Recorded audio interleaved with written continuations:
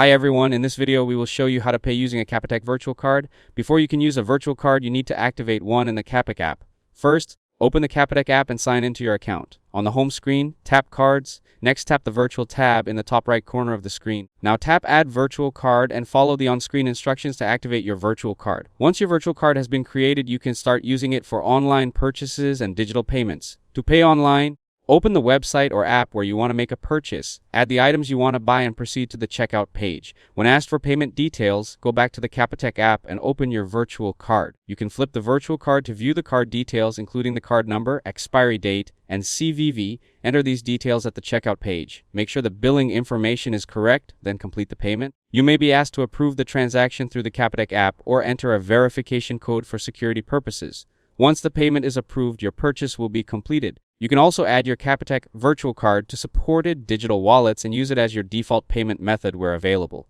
Capitec allows you to create and manage multiple virtual cards, set spending limits, and replace a virtual card instantly if needed. Because the virtual card details are stored securely in the app, you don't have to share your physical card details when shopping online. If this video helped you out, don't forget to leave a like and subscribe to the channel. Thanks for watching, and I'll see you in the next one.